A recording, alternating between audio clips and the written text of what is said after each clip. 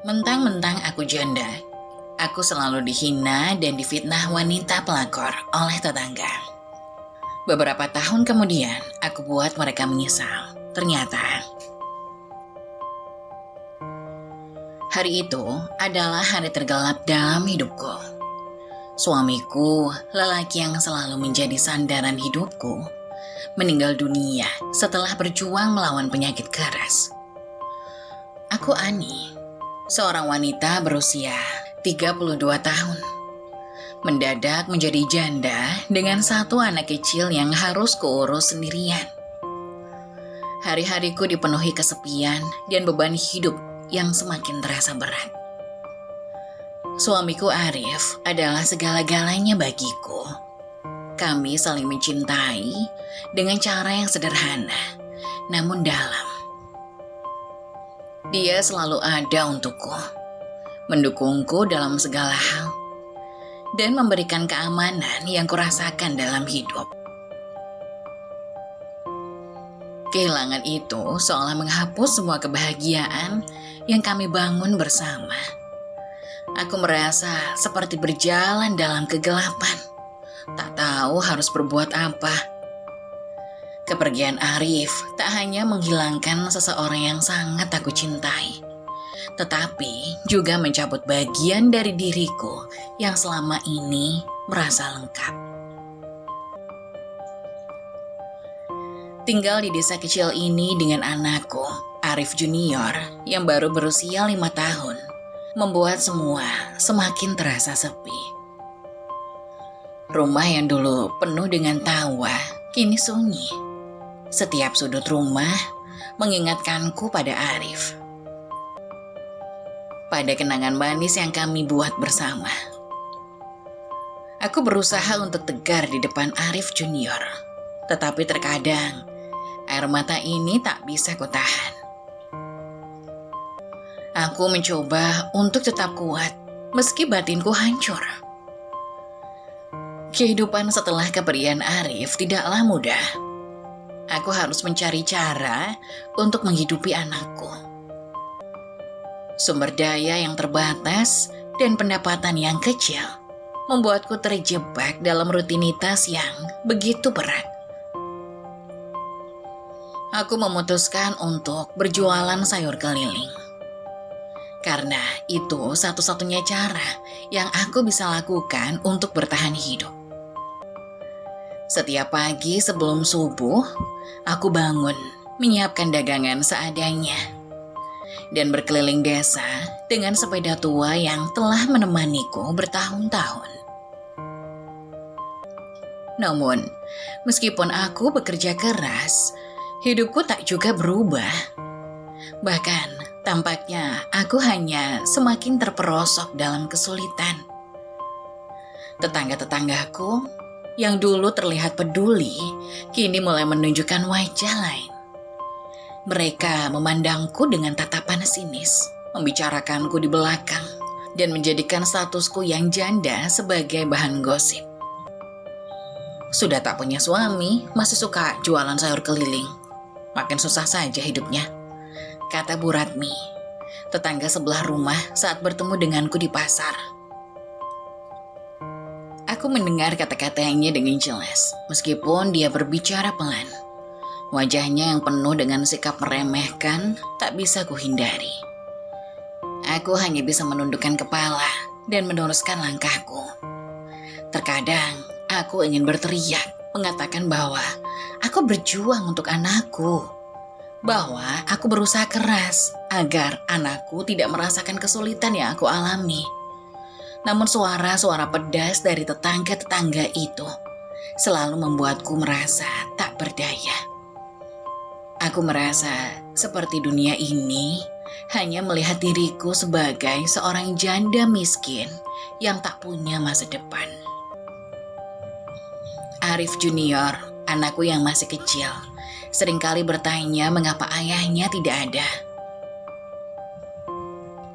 Bu, kenapa papa tidak pulang? Tanyanya. Tatapan polosnya penuh kebingungan. Aku menahan air mata, berusaha menjelaskan dengan lembut bahwa ayahnya telah pergi ke tempat yang jauh. tempat yang tidak bisa dijangkau lagi.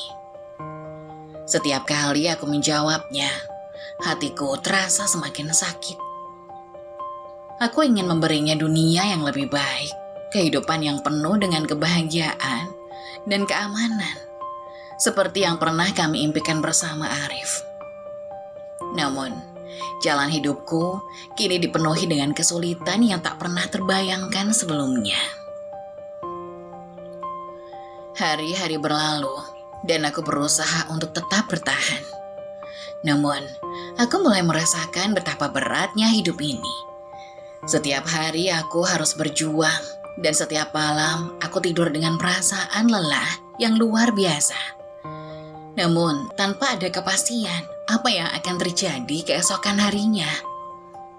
Seringkali aku merasa tidak dihargai, tidak dianggap, hanya dilihat sebagai seorang janda yang tak berguna. Tetangga-tetanggaku yang dulu tampaknya peduli, kini justru semakin menjauh. Mereka hanya melihatku dari permukaan, sebagai wanita yang ditinggalkan suami, yang berjuang sendirian tanpa bantuan dari siapapun. Aku menjadi bahan pembicaraan di setiap pertemuan warga, menjadi topik gosip yang tak pernah berhenti. Mending jualan sayur daripada cuma ngeluh, toh hidupnya juga makin susah, kata Ibu Lina, ibu dari teman-teman Arif Junior dengan nada sinis. Aku bisa merasakan betapa pedasnya komentar mereka. Meskipun mereka tak pernah mengatakannya langsung di hadapanku, rasanya setiap kata yang mereka lontarkan seperti tusukan yang menghujam jantungku. Kadang aku bertanya-tanya, apakah mereka benar-benar tidak melihat usaha yang telah kulakukan? Apakah mereka tidak melihat bahwa aku hanya berusaha bertahan hidup dan memberikan yang terbaik untuk anakku? Namun aku tahu bahwa tidak ada gunanya memikirkan mereka. Aku harus tetap kuat, meskipun rasa sakit itu semakin dalam. Aku harus bertahan demi Arif Junior, demi masa depannya yang aku impikan. Suatu pagi, ketika aku sedang berjualan sayur, ada seseorang yang menghampiriku. Seseorang wanita muda yang baru pindah ke desa kami. Wajahnya penuh keramahan, dan ia tampak tidak tertarik dengan gosip-gosip murahan yang beredar. Aku sering melihatmu berjualan keliling desa. Aku ingin beli sayur dari kamu, katanya sambil tersenyum. Aku terkejut karena jarang ada pembeli yang langsung dari rumah. Kebanyakan lebih memilih pergi ke pasar. Namun aku tetap tersenyum dan melayani pembeli itu dengan ramah. Ternyata wanita itu tinggal tidak jauh dari rumahku. Setiap kali aku berjualan, ia akan membeli beberapa sayuran dari daganganku. Lama-kelamaan, kami mulai berbincang lebih sering. Wanita itu bernama Sari. Mulai memperkenalkan diriku kepada beberapa orang lain di desa. Ia selalu memujiku, mengatakan bahwa aku adalah seorang ibu yang sangat gigih berjuang demi anaknya. Kata-katanya yang lembut dan penuh penghargaan mulai mengangkat semangatku yang hampir hilang. Dalam diam, aku merasa lega. Ada seseorang yang melihat lebih dari sekedar penampilan luar. Setelah beberapa bulan, Sari mengajakku untuk mengikuti pelatihan kewirausahaan di kota. Sebuah kesempatan yang ia tahu akan sangat membantu untuk mengembangkan usaha daganganku. Awalnya aku ragu. Aku takut jika aku tidak bisa mengikuti pelatihan itu, atau jika orang-orang di desa menganggapku aneh. Tapi setelah berpikir matang, aku memutuskan untuk mengambil kesempatan ini. Aku aku sadar bahwa aku tidak bisa terus hidup dalam kesulitan. Dan aku harus memberi contoh yang baik untuk anakku. Pelatihan itu membuka mataku akan banyak hal. Aku belajar cara mengelola usaha dengan lebih efisien, cara meningkatkan penjualan, dan yang paling penting, aku belajar untuk mempercayai diri sendiri. Ketika aku kembali ke desa, aku mulai mengubah cara berdagang dan memulai beberapa langkah baru yang sebelumnya tidak pernah terpikirkan. Penjualan sayurku meningkat pesat, dan aku mulai menabung untuk masa depan. Namun meskipun hidupku perlahan membaik, tetangga-tetanggaku tetap tidak bisa berhenti menggosip.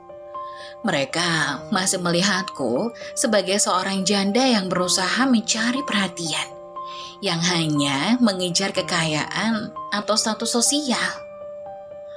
Namun kali ini aku tidak peduli. Aku tahu bahwa aku bekerja keras untuk anakku. Dan tidak ada yang bisa menghalangi aku untuk memberikan yang terbaik baginya.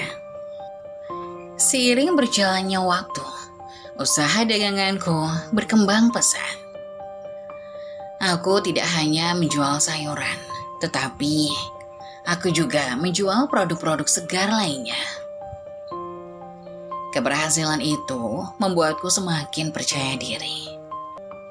Aku tahu bahwa aku bisa melakukan lebih banyak hal jika aku terus berusaha dan tidak menyerah pada keadaan. Tetangga-tetanggaku yang dulu memandang rendah, kini mulai melihatku dengan cara yang berbeda. Mereka mulai menyadari bahwa aku bukan sekedar janda miskin yang tak punya harapan. Tetapi, aku adalah seorang ibu yang berjuang keras demi masa depan anaknya. Suatu pagi yang tampaknya biasa saja, aku duduk di beranda rumah, menyusun sayur-sayur yang baru saja aku beli untuk dijual keliling desa. Udara segar pagi itu memberi semangat tersendiri untuk memulai hari. Meskipun hatiku masih diliputi kesedihan yang tak kunjung hilang sejak kepergian suamiku, Arif Junior, anakku yang berusia 7 tahun, sedang bermain di halaman tak jauh dariku. Aku tersenyum melihatnya berlari-lari kecil dengan wajah ceria. Namun, senyumku segera memudar ketika aku mendengar suara tawa ibu-ibu dari rumah Bu Sumi di sebelah. Mereka tengah berkumpul seperti biasa, berbicara tentang berbagai hal. Namun kali ini ada yang berbeda. Aku mendengar suara Bu Sumi yang cukup keras dan jelas, meskipun aku tidak berniat untuk mendengarnya. Hati-hati, Ani itu kan sekarang janda. Jangan sampai suami kita digoda, ucapnya dengan nada yang penuh sindiran, seperti sebuah belati yang menancap tepat di hatiku. Kata-kata itu menusuk begitu dalam. Aku menunduk, berusaha menahan diri agar tidak menangis di depan Arif. Aku tahu mereka sedang membicarakan aku.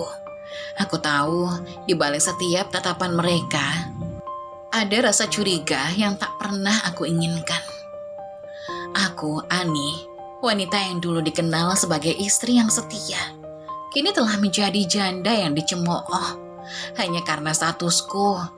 Aku menjadi bahan gosip yang tidak adil. Ketika Bu Sumi berbicara begitu, aku merasa seolah-olah semuanya yang telah aku perjuangkan, semua kesulitan yang telah aku hadapi menjadi tidak berarti lagi di mata mereka.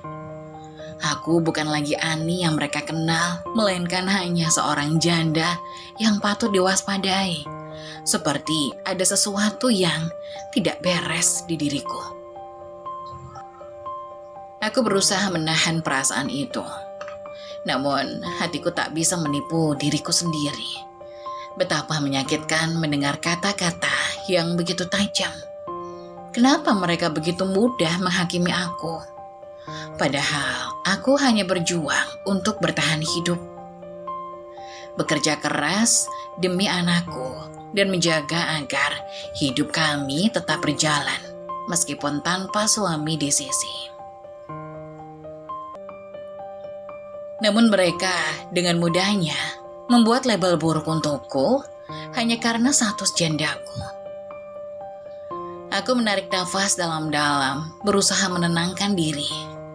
Namun, perasaan sakit dan malu itu tak bisa aku hindari. Satu-satunya yang bisa kulakukan saat itu adalah pura-pura tidak mendengar, melanjutkan pekerjaanku, dan berusaha tetap tegar di depan Arif. Karena aku tahu, jika aku menunjukkan kesedihanku, mereka akan semakin merasa benar. Hari itu aku merasa dunia semakin sempit. Setiap kali aku melewati ibu-ibu yang duduk di depan rumah mereka, aku bisa merasakan tatapan mereka yang penuh curiga dan keengganan. Mereka seperti menilai aku hanya dari pandangan mata mereka, tanpa mau tahu apa yang sebenarnya terjadi dalam hidupku. Mereka tidak tahu betapa beratnya perjuangan yang kujalani setiap hari. Betapa aku harus mengorbankan banyak hal hanya untuk menjaga anakku agar tetap bisa merasakan sedikit kebahagiaan di tengah hidup yang serba kekurangan ini. Namun meskipun hati ini hancur oleh fitnah yang disebarkan oleh Bu Sumi, aku berusaha untuk tetap menjalani hidup dengan kepala tegak. Aku tidak boleh kalah, aku harus kuat. Tidak hanya untuk diriku sendiri, tetapi juga untuk Arif. Anak kecil itu yang kini hanya punya aku sebagai orang tuanya, membutuhkan ketegaran dan keberanianku untuk tetap bertahan. Malam itu saat aku sedang menyiapkan makanan untuk kami berdua, Arif Junior datang menghampiriku. Dengan polosnya, ia bertanya, "Bu, kenapa muka ibu sedih?" Tanyanya dengan suara lembut tanpa tahu apa yang terjadi di luar sana. Aku menatapnya sebentar lalu tersenyum tipis. "Tidak apa-apa nak, ibu cuma capek," jawabku dengan suara pelan, mencoba menutupi luka yang ada di hatiku. Namun, meskipun aku bisa menutupi di hadapannya, aku tidak bisa mengelak dari perasaan terluka yang semakin dalam. Aku merasa seolah-olah seluruh dunia telah berbalik melawan kami, hanya karena aku seorang janda. Aku tidak pernah meminta untuk menjadi seperti ini. Aku hanya berusaha untuk terus hidup, untuk memberi Arif kehidupan yang layak, meskipun dalam keterbatasan. Tapi kini, aku harus menghadapi kenyataan bahwa sebagian orang tidak melihat usaha itu. Mereka hanya melihat statusku sebagai janda dan menganggapnya sebagai sesuatu yang memalukan. Keesokan harinya, aku berusaha untuk melanjutkan hidup seperti biasa. Namun setiap kali aku melangkah keluar rumah, aku bisa merasakan tatapan mereka yang tidak ramah. Ibu-ibu yang dulu berbicara padaku dengan senyuman, kini hanya memberi tatapan curiga. Beberapa kali aku mendengar bisikan mereka saat aku lewat.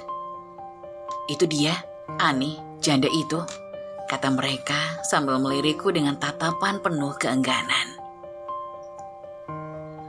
Aku semakin merasa terasing. Seperti aku bukan bagian dari desa ini. Setiap kali aku berusaha untuk bersikap ramah, aku merasa bahwa mereka hanya memandangku dengan rasa tidak nyaman. Aku tidak tahu harus berbuat apa. Aku berusaha mengabaikan semua itu, namun rasanya semakin berat setiap hari. Hidup yang sudah cukup sulit, kini menjadi semakin menekan. bukan hanya karena keterbatasan ekonomi, tetapi juga karena aku merasa dihukum oleh orang-orang yang seharusnya mendukung. Namun, meskipun aku merasa hancur dan terhina, aku tidak bisa menyerah. Aku tahu, jika aku menyerah, maka mereka yang selama ini merendahkan aku akan menang. Aku hanya perlu bertahan untuk Arif, untuk masa depan kami. Aku tidak akan membiarkan mereka melihat aku jatuh. Aku harus menjadi kuat, meskipun itu berarti aku harus menahan setiap luka yang ada di hatiku. Saat aku berjalan pulang setelah berjualan, aku menatap ke langit, berharap ada secerca harapan yang bisa mengubah keadaan ini. Aku tahu hidupku tak bisa hanya ditentukan oleh pandangan orang lain. Aku harus terus berjuang meskipun dunia seakan melawan. Karena aku tahu, di balik semua hinaan dan fitnah ini, ada sebuah kekuatan dalam diriku yang tidak akan pernah bisa dihancurkan. Aku akan membuktikan pada mereka semua bahwa aku lebih dari sekedar janda yang mereka cemooh. Aku akan menunjukkan bahwa aku bisa lebih dari apa yang mereka kira.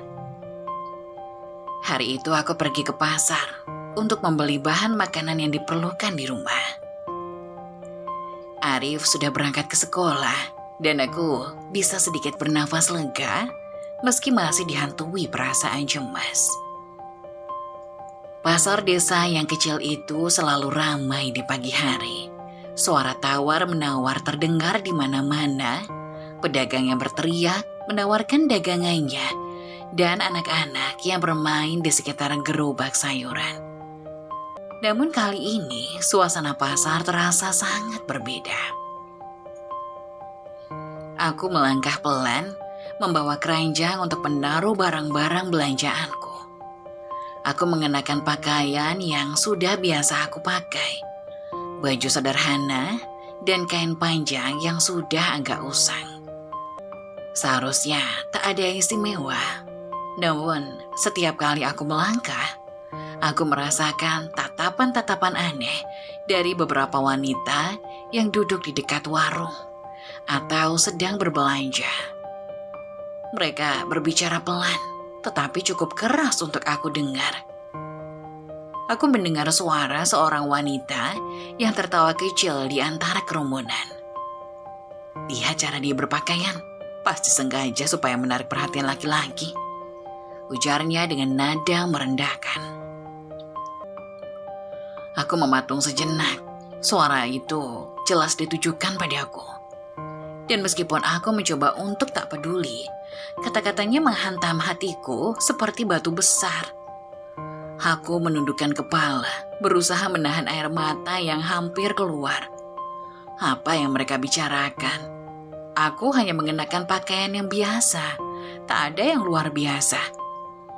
Bahkan, pakaian ini sudah sedikit lusuh karena sering dicuci dan dipakai. Tak ada niat sama sekali untuk tampil menarik. Aku hanya seorang wanita sederhana yang berusaha untuk bertahan hidup dan memberikan yang terbaik untuk anakku. Tapi bagi mereka, sepertinya penampilan luar adalah segalanya. Apakah dia merasa kesepian karena suaminya sudah tiada? Kenapa harus seperti itu, mencari perhatian lelaki lain? Terdengar lagi suara seorang wanita yang lebih tua. Ternyata mereka berbicara bukan hanya tentang penampilanku, tapi juga kehidupan pribadiku yang mereka seolah tahu dengan sangat baik. Mereka menganggapku begitu mudah untuk dipandang dengan rendah dan dinilai, karena aku hanyalah seorang janda. Aku mencoba untuk tetap tenang dan melangkah lebih cepat, menyusuri pasar dengan langkah terburu-buru. Aku bisa merasakan mata-mata mereka terus mengikuti, memandangku dengan tatapan penuh penilaian. Setiap langkahku semakin terasa berat. Aku merasa seolah-olah mereka menghakimi bukan hanya penampilanku, tetapi juga seluruh hidupku. Aku merasa seolah-olah dunia ini mengejek dan merendahkan keberadaanku. Aku berhenti sejenak di sebuah warung sayur, mencoba menenangkan diri.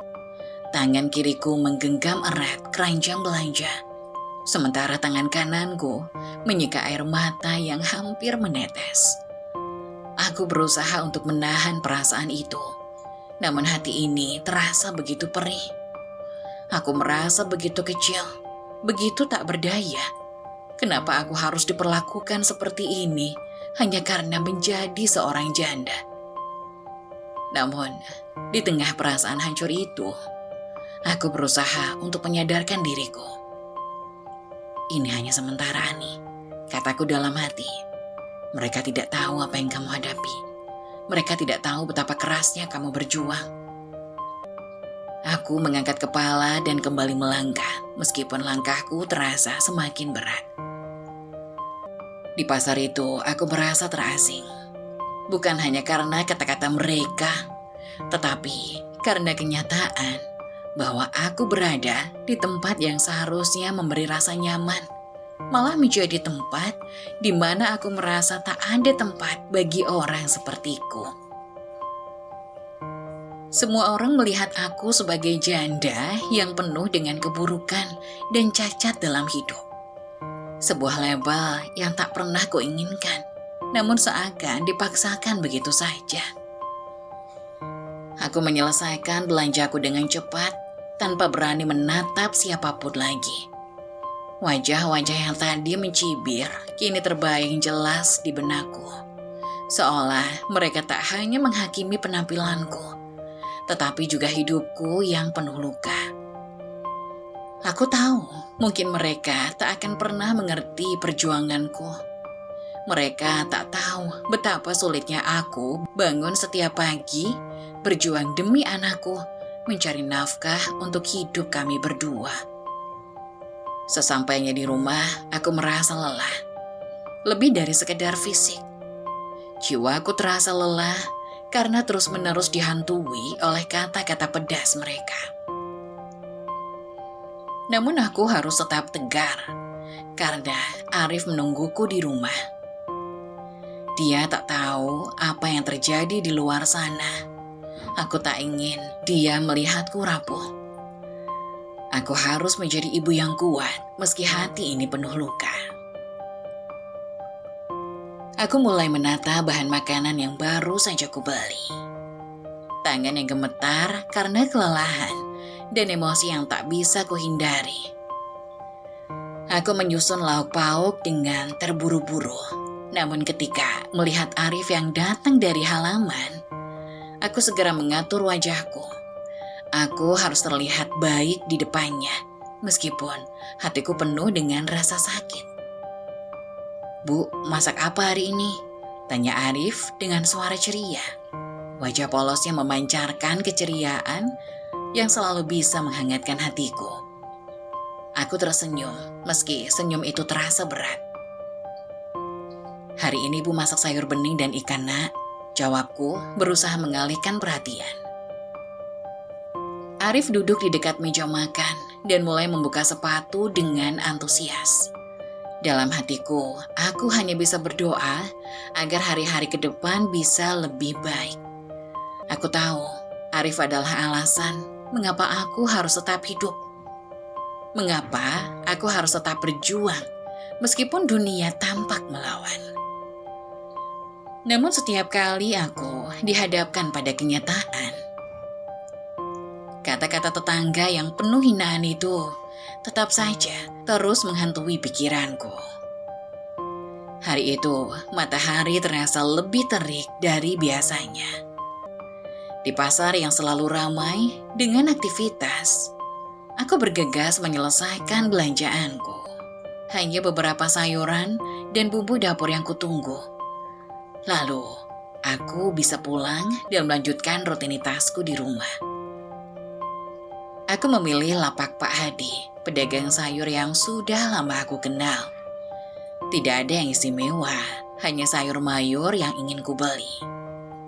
Pak Hadi yang ramah seperti biasa, namun tak kusadari, sesuatu yang tak terduga mulai berkembang di pasar itu. Sesuatu yang mengubah segalanya. Sejak pagi tadi, aku merasa ada yang aneh. Beberapa ibu-ibu yang biasanya aku kenal dengan baik tampak memperhatikan aku dari kejauhan.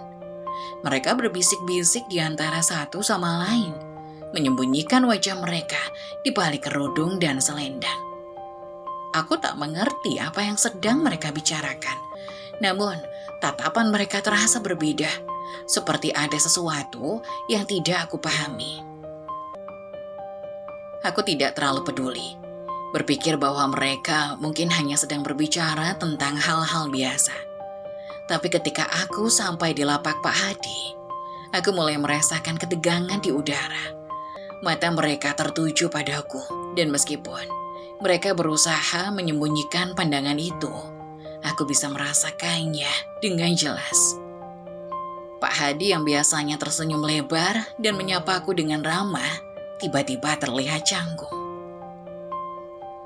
Dia menyapaku dengan suara yang lebih pelan dari biasanya, dan matanya melirik ke sekeliling, seperti takut ada yang mendengarnya. Aku merasa bingung, tetapi aku tetap melanjutkan transaksi. Membeli beberapa sayur, dan membayar dengan uang yang sudah aku siapkan. Begitu aku selesai, aku berpamitan dan hendak pergi, tetapi tiba-tiba aku mendengar bisikan yang jelas terdengar di telingaku. Lihat, Ani itu selalu datang ke lapak Pak Hadi. Jangan-jangan dia menggoda suami orang itu, ucap salah satu dari ibu-ibu yang berdiri dekat lapak. Aku terkejut mendengar kata-kata itu dengan hati yang tercekat. Aku melangkah mundur, berusaha menenangkan diri. Tetapi pandangan mereka yang penuh wasangka itu terus mengikutiku. Apa yang baru saja mereka katakan? Menggoda suami orang? Aku? Tidak, itu tidak mungkin.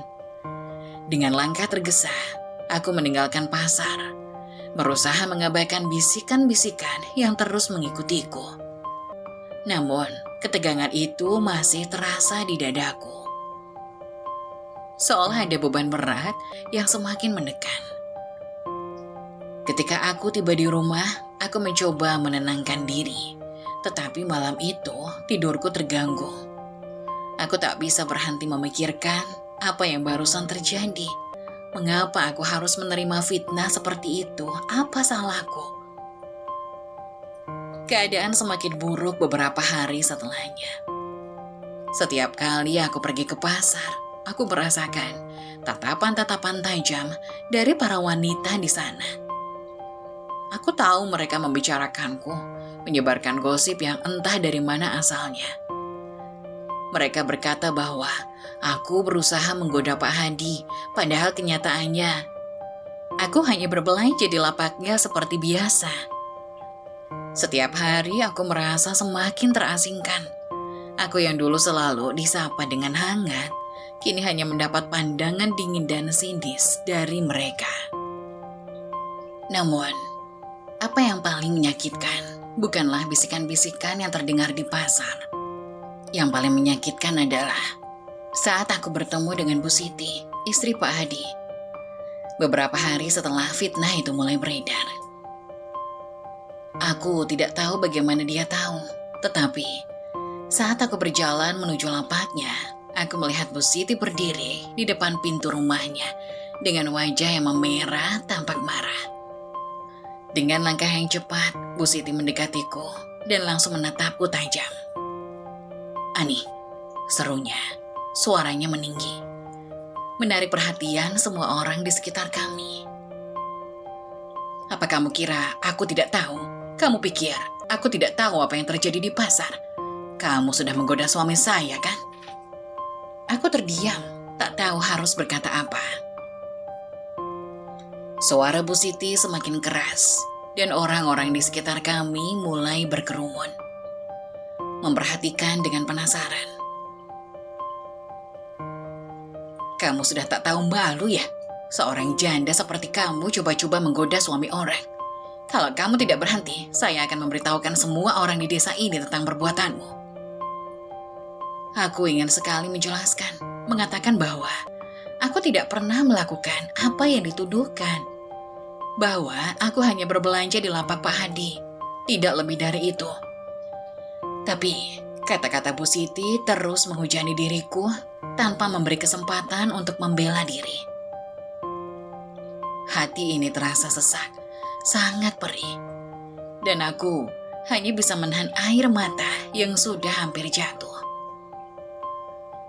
Semua orang di pasar yang selama ini aku kenal baik mulai menatapku dengan tatapan berbeda. Mereka tidak mendengarkan penjelasanku. Mereka hanya percaya pada gosip yang berkembang begitu cepat. Aku akhirnya pergi dari pasar dengan langkah yang berat, merasa sangat terhina. Namun yang paling membuatku sedih adalah kenyataan bahwa mereka yang selama ini aku anggap teman, yang aku anggap sebagai orang-orang yang peduli padaku, kini menjauhkan diri. Mereka mulai menghindar, berbicara di belakangku, menjadikan aku bahan gosip yang tak berkesudahan. Aku menjadi bahan ejekan, bahan omongan yang tak pernah berhenti. Di rumah, aku mencoba untuk tidak menunjukkan betapa hancurnya hatiku. Arif, anakku yang masih kecil, tidak perlu tahu tentang semua ini. Aku berusaha untuk tetap kuat di hadapannya, meski hatiku terasa hancur berkeping-keping. Aku tidak tahu bagaimana lagi menghadapi kenyataan ini. Tetapi aku tidak bisa menyerah. Aku harus bertahan, karena aku tidak punya pilihan lain. Hari-hari berlalu dengan perlahan, dan meskipun aku tahu bahwa fitnah itu tidak akan pernah hilang begitu saja, aku berjanji pada diriku sendiri untuk terus berjuang. Tidak peduli seberapa beratnya, aku harus terus melangkah demi Arif, demi masa depan yang lebih baik, dan demi membuktikan pada dunia bahwa aku tidak akan menyerah. Malam-malam di rumah itu terasa semakin sepi, seolah menjadi penambah beban hidupku yang sudah cukup berat. Suasana di luar jendela hanya terdengar oleh angin yang berdesir lembut, namun di dalam hati, sepi itu begitu menggema. Aku duduk di sudut kamar, memandang foto suamiku yang sudah lama hilang. Sejak kepergiannya, sepi itu menjadi teman setia. Tapi malam ini, sepi terasa lebih dalam, lebih menyakitkan. Setiap kali aku menutup mata, fitnah dan ejekan yang kuterima semakin mengganggu pikiranku. Tidurku terasa berat, dan meskipun mataku lelah, pikiranku tak pernah benar-benar bisa lepas dari semua yang terjadi. Aku merasa seperti ada yang hilang dari dalam diriku.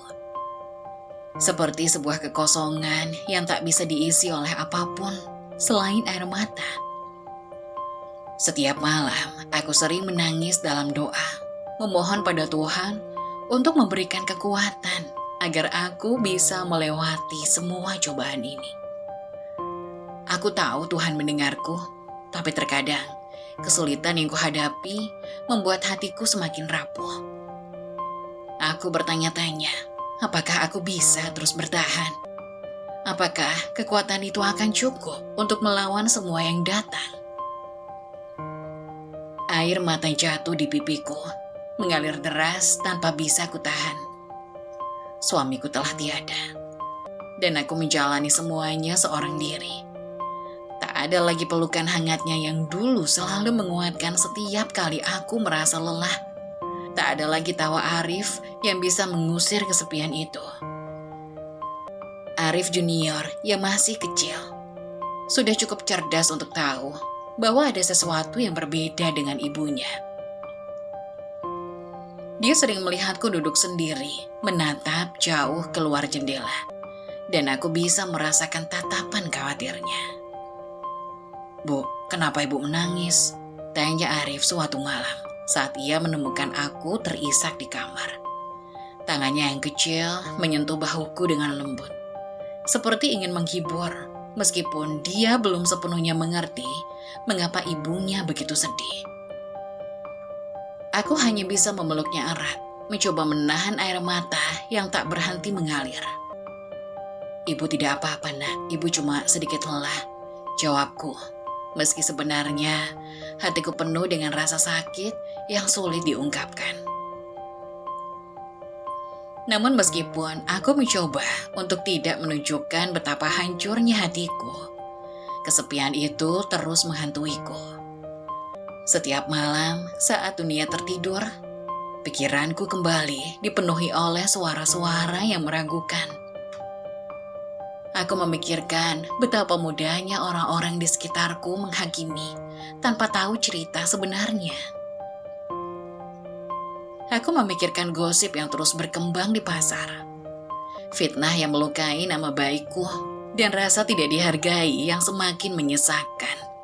Semua ini terasa begitu berat, dan setiap kali aku berusaha mencari kedamaian dalam doaku, suara-suara itu kembali menghantui. Malam demi malam, aku berjuang dengan diriku sendiri. Sambil menyeka air mata, aku berbisik dalam hati, "Tuhan, beri aku kekuatan untuk melewati semua ini. Beri aku kekuatan untuk tidak menyerah, untuk terus berjuang demi Arif. Aku tahu aku tidak bisa menghindari kenyataan ini, dan aku harus terus melangkah." Meski dengan hati yang terluka, aku berjanji pada diriku sendiri, Arif dan Tuhan, bahwa aku tidak akan pernah menyerah. Aku akan terus berjuang, meskipun terkadang dunia terasa sangat tidak adil. Suatu malam, setelah beberapa hari perasaan itu mengganggu pikiranku, aku merasakan sesuatu yang berbeda. Di tengah tangisan yang tak henti, tiba-tiba Arif datang dan duduk di sampingku. Ia memelukku dengan tangan kecilnya, dan untuk pertama kalinya aku merasa sedikit lebih tenang. "Ibu, Arif akan selalu ada untuk ibu," katanya dengan suara kecilnya yang begitu tulus. Aku terdiam menatap mata Arif yang penuh cinta. Saat itu aku menyadari sesuatu yang sangat penting. Meskipun dunia di luar sana mungkin tidak bisa memahami perjuanganku, Arif adalah kekuatanku. Arif adalah alasan aku harus terus bertahan. Aku menarik nafas panjang, mencoba menenangkan diri. "Terima kasih sayang, ibu sangat sayang padamu," jawabku sambil membelai rambutnya. Meskipun hatiku masih terasa hancur, di saat itu aku merasa sedikit lebih kuat. Aku tahu, aku tidak sendiri. Arif ada di sini, dan bersama-sama kami akan menghadapi semua cobaan ini. Ketika aku menatap wajah Arif yang penuh pengertian, aku merasa ada secerca harapan di ujung jalan gelap ini. Mungkin kehidupan kami tidak akan mudah, tetapi selama kami saling mendukung, selama kami memiliki satu sama lain, aku yakin kami bisa menghadapi semuanya. Aku memeluk Arif erat, memutuskan bahwa apapun yang terjadi, aku akan terus berjuang. Tuhan memberikan ujian, tetapi juga memberi kekuatan. Dan aku percaya bahwa di balik semua kesulitan ini, ada jalan yang lebih baik yang menanti. Malam itu, meski masih terasa berat, aku merasa sedikit lebih ringan. Aku tahu perjalanan kami masih panjang, tetapi aku siap untuk menghadapinya. Sebab untuk pertama kalinya setelah begitu lama, aku merasa bahwa aku tidak sepenuhnya sendirian. Hari-hariku sudah penuh dengan cobaan.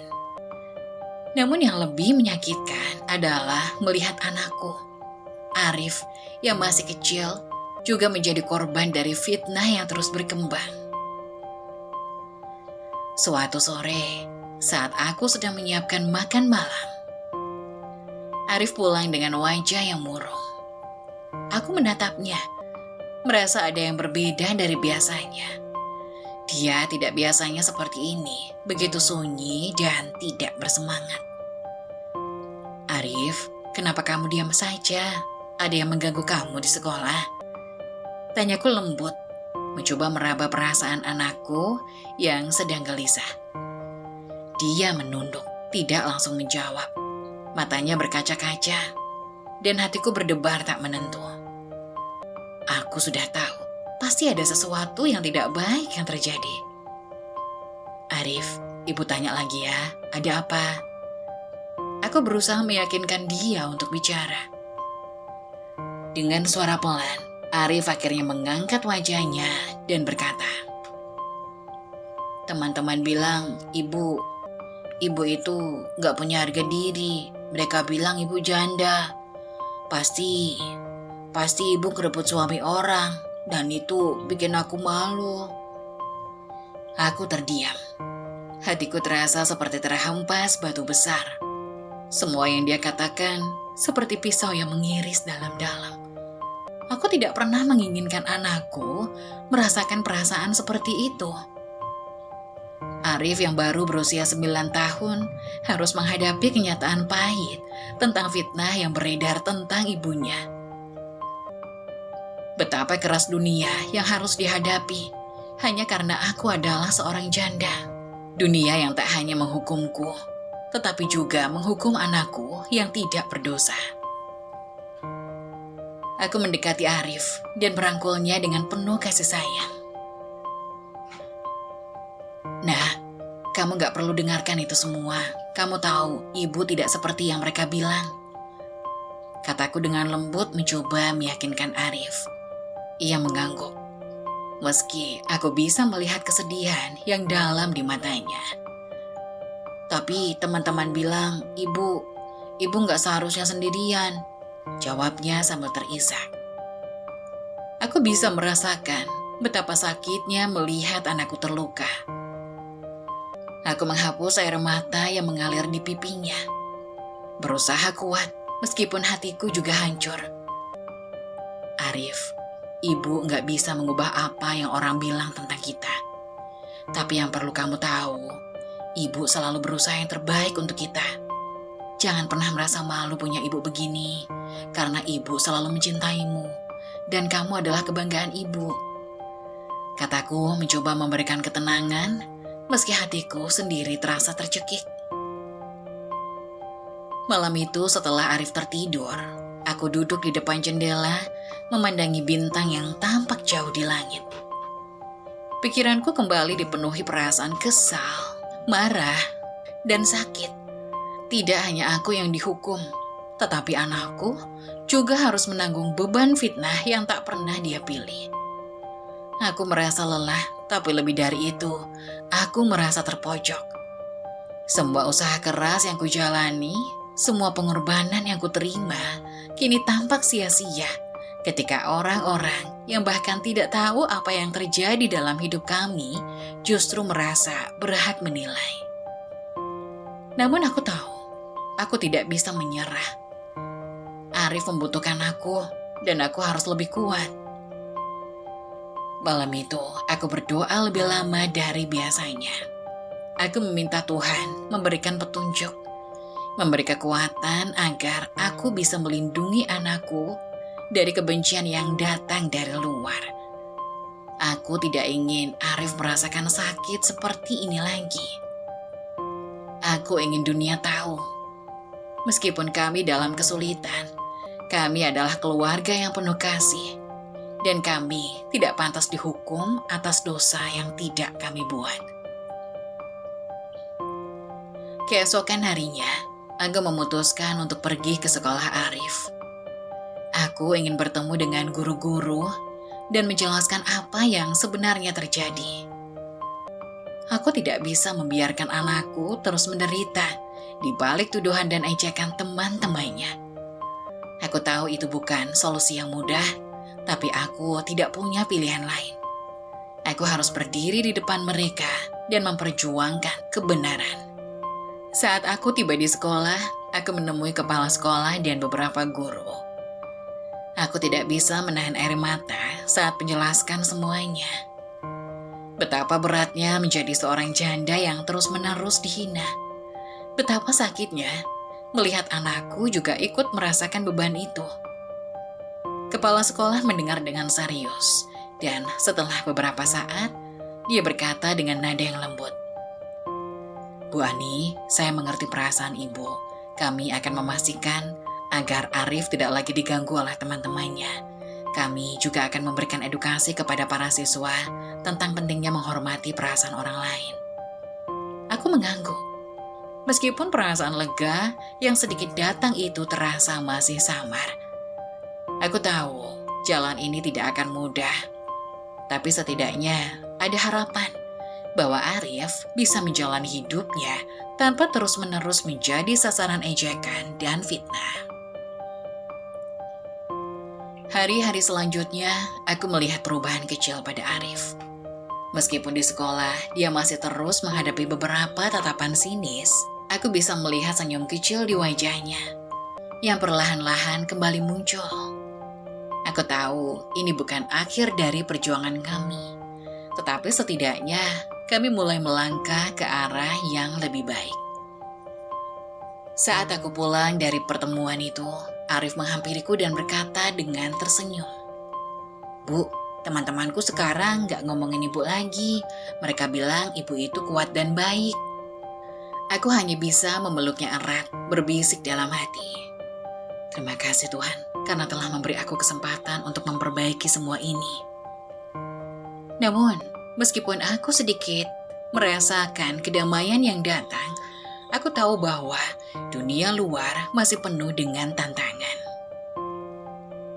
Masih banyak orang-orang yang akan mencoba untuk merendahkan kami. Tetapi, aku sudah belajar satu hal yang sangat penting. Tidak ada fitnah atau kebencian yang bisa menghentikan cinta dan tekad untuk melindungi anakku.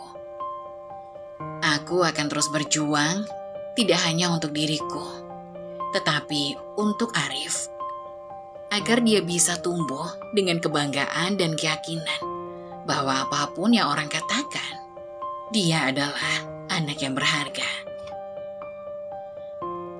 Hari itu dimulai seperti biasa. Aku tengah mengerjakan pekerjaan rumah tangga, menyiapkan makanan untuk Arif, dan membersihkan rumah yang kian hari semakin terasa semakin sempit. Tiba-tiba, pintu depan diketuk dengan keras. Aku membuka pintu dan mendapati seorang lelaki dari desa sebelah membawa paket yang harus aku terima. "Selamat pagi Bu Ani, ini ada paket untuk Anda," katanya sambil menyerahkan sebuah kotak berukuran besar. Aku hanya mengangguk menerima paket itu. Tak ada percakapan panjang, hanya percakapan sejenak mengenai alamat dan pengantaran barang. Lelaki itu kemudian pergi, meninggalkan rumahku yang sepi. Tidak ada yang aneh dalam kejadian itu.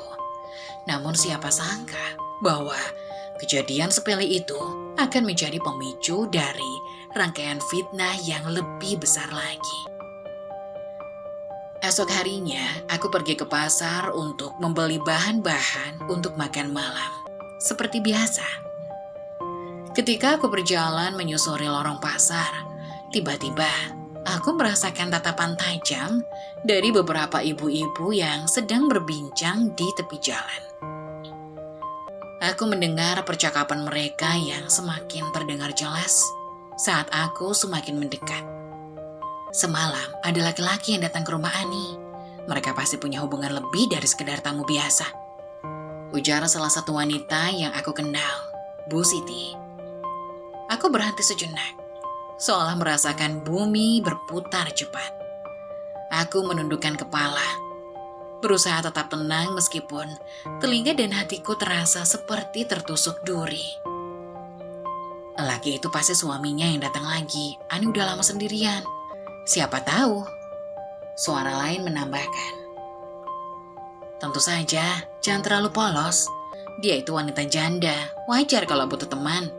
Tapi yang aneh, kenapa dia harus sembunyi-sembunyi begitu? Mungkin ada yang gak beres. Ujar suara lain lagi yang kini lebih keras dan penuh prasangka. Aku berusaha berjalan terus, namun hatiku terasa sangat hancur. Kabar itu sudah mulai menyebar. Sepertinya hanya dalam waktu semalam, gosip tentang aku membawa lelaki ke rumah sudah tersebar ke seluruh penjuru desa. Semua orang seakan terhipnotis oleh cerita yang penuh tuduhan tanpa menghiraukan kebenarannya. Dan lebih sakitnya lagi, aku tahu bahwa kabar itu datang dari mulut orang-orang yang sebelumnya aku anggap sebagai teman. Aku tidak bisa lagi menahan air mata yang sejak tadi tertahan. Setelah berbelanja, aku pulang ke rumah dengan langkah gontai. Fikri sedang duduk di depan rumah. Tampak sedang bermain dengan beberapa mainannya. Tetapi dia langsung melihat perubahan di wajahku. "Bu, ada apa? Kok kelihatan sedih?" tanyanya penuh keprihatinan. Aku mencoba tersenyum meski rasanya sangat sulit. "Gak apa-apa, Nak," jawabku berusaha menahan emosi. Tapi bagaimana bisa aku menipu anakku yang penuh dengan ketulusan? Tapi saat aku melangkah masuk ke rumah, aku sudah bisa mendengar suara ibu-ibu yang sedang berbicara di halaman belakang. "Hati-hati aja kalau Ani berurusan dengan orang lain. Jangan sampai jadi contoh yang buruk buat anak-anak kita." Suara Bu Sumi terdengar jelas dari luar. Aku merasa seperti ada ribuan duri yang menusuk tubuhku. Semua ini mulai terasa seperti mimpi buruk yang tak pernah berakhir. Semua usaha untuk bertahan, semua perjuangan untuk membesarkan Arif tanpa mengeluh, kini seolah tidak berarti. Tanpa aku sadari, seluruh tubuhku gemetar, dan aku terjatuh di samping meja. Tangisan mulai keluar begitu saja, tak bisa aku tahan lagi. Namun, saat aku melihat Arif yang memandangku dengan penuh kekhawatiran, aku kembali sadar akan alasan aku harus bertahan. Aku harus melindunginya. Aku tidak boleh membiarkan dia menderita akibat fitnah yang beredar. Keesokan harinya, aku mengumpulkan keberanian untuk pergi ke rumah Bu Sumi, sumber dari gosip yang beredar di desa. Dengan langkah yang tegas, meski hatiku penuh kekhawatiran, aku mengetuk pintu rumahnya. Bu Sumi membuka pintu dengan tatapan yang penuh kekhawatiran. "Ada apa, Ani? Kamu terlihat cemas?" katanya, dengan nada yang seakan pura-pura tidak tahu. Aku menarik nafas dalam-dalam. "Bu Sumi, saya ingin bicara. Saya dengar banyak orang berbicara tentang saya, tentang kedatangan lelaki ke rumah saya kemarin. Saya ingin tahu kenapa Anda harus menyebarkan hal seperti itu?" tanyaku, berusaha menahan suara yang bergetar. Bu Sumi terdiam, dan untuk pertama kalinya, aku melihat ada keraguan di matanya. Saya hanya mendengar cerita dari orang lain, Ani. Saya tidak bermaksud buruk, tapi..." jawabnya ragu. "Tapi apa? Kenapa Anda tidak mencari tahu dulu? Kenapa Anda harus ikut-ikutan gosip?" Aku menatapnya tajam, meskipun bibirku hampir tak bisa mengucapkan kata-kata itu. Ia terdiam sejenak, wajahnya mulai berubah. Tetapi tidak ada penyesalan yang terlihat. "Saya tidak tahu, Ani. Mungkin saya terlalu terbawa suasana. Tapi kalau saya bisa menarik kata-kata saya pasti akan melakukannya." Namun, aku tidak bisa begitu saja menerima permintaan maaf setengah hati. "Bu Sumi, kamu sudah menghancurkan hidup saya dan anak saya dengan gosip yang tidak jelas. Anda tahu, hidup saya tidak mudah. Kami berjuang sendirian tanpa bantuan siapapun. Dan kini Anda memperburuk keadaan dengan perkataan Anda. Saya berharap ini jadi pelajaran bagi Anda ya," jawabku dengan suara yang keras dan penuh penekanan. Aku kemudian berbalik, meninggalkan rumah Bu Sumi. meski perasaan kecewa dan sakit hati masih mengendap di dalam dada. Namun aku tahu, ini adalah langkah yang harus aku ambil. Aku tidak akan membiarkan orang-orang yang suka menyebarkan fitnah merusak hidupku dan anakku. Aku tidak bisa lagi diam. Hari-hari berikutnya, meskipun gosip itu belum sepenuhnya hilang, aku merasa sedikit lebih kuat. Arif dan aku memulai hari-hari kami dengan lebih berani. Meskipun bisikan-bisikan itu masih ada. Aku tak akan menyerah apapun yang terjadi. Karena aku tahu, aku harus melawan demi kebahagiaan dan kehormatan anakku. Dan aku juga tahu bahwa suatu saat nanti, kebenaran akan kuungkap. Dan semua fitnah itu akan kalah oleh cinta yang tulus dan perjuangan yang tak kenal lelah. Suatu pagi yang cerah, saat aku tengah menyapu halaman depan rumah, aku melihat sosok yang familiar mendekat. Itu adalah Ustadz Rahman, seorang tokoh agama yang sangat dihormati di desa kami. Ia adalah sosok yang penuh dengan kebijaksanaan, yang selalu memberi nasihat dengan cara yang lembut dan penuh hikmah. Selama ini aku hanya bertemu dengannya saat ada kegiatan pengajian atau acara desa, tapi kali ini ia datang langsung ke rumahku. Aku terkejut melihatnya, karena jarang sekali ia berkunjung ke rumah orang lain. "Assalamualaikum Bu Ani," sapa Ustadz Rahman dengan senyum tulus di wajahnya. "Waalaikumsalam Ustadz," jawabku sedikit bingung tapi juga merasa dihargai. "Ada apa Ustadz? Kenapa datang ke sini?" Ustadz Rahman menatapku dengan lembut. "Aku mendengar kabar tentang apa yang sedang terjadi padamu Bu Ani. Gosip dan fitnah yang tersebar. Aku ingin memastikan bahwa kamu baik-baik saja dan tidak merasa sendirian dalam cobaan ini."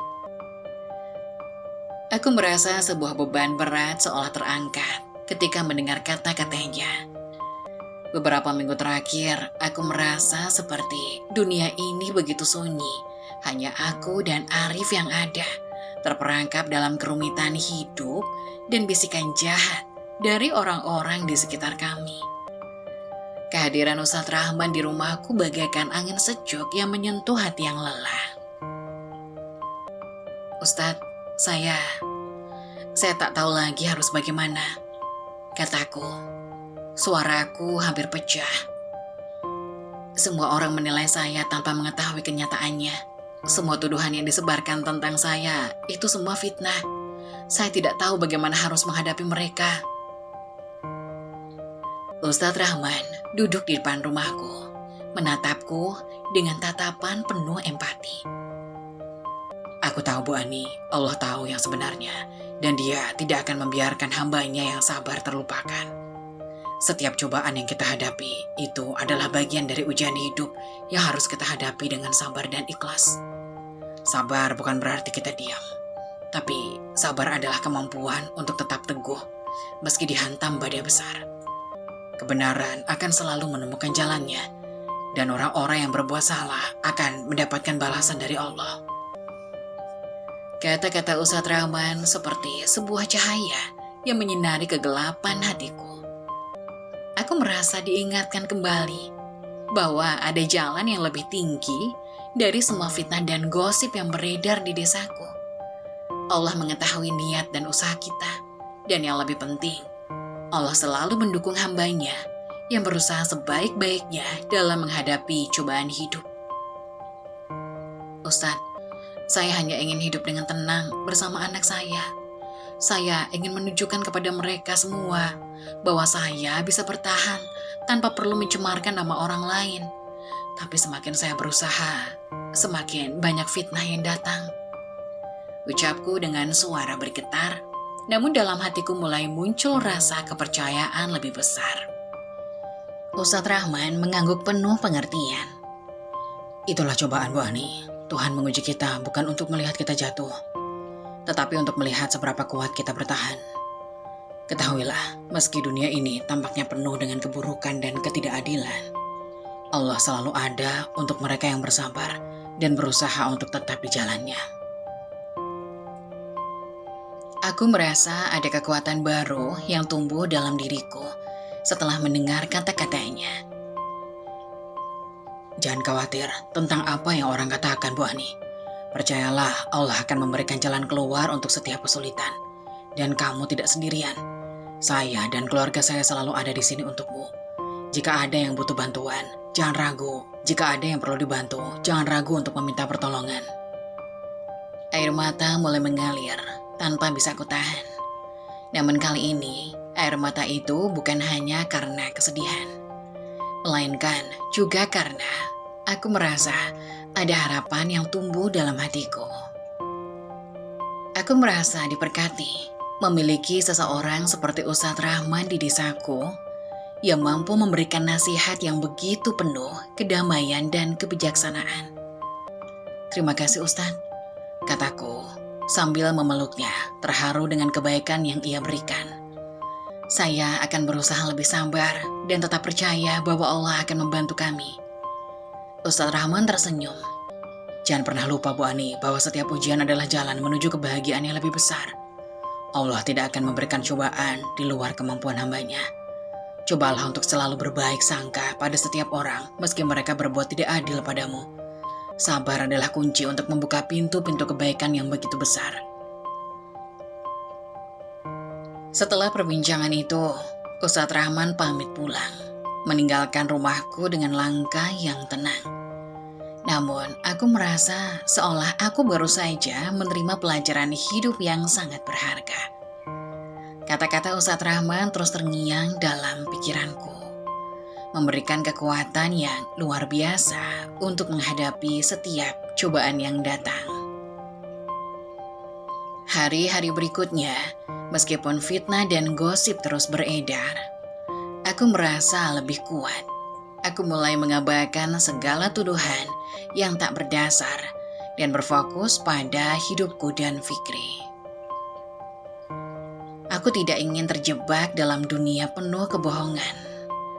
Aku ingin menjadi teladan baik bagi anakku, mengajarkan bahwa yang terpenting adalah tetap berbuat baik dan tidak membalas keburukan dengan keburukan.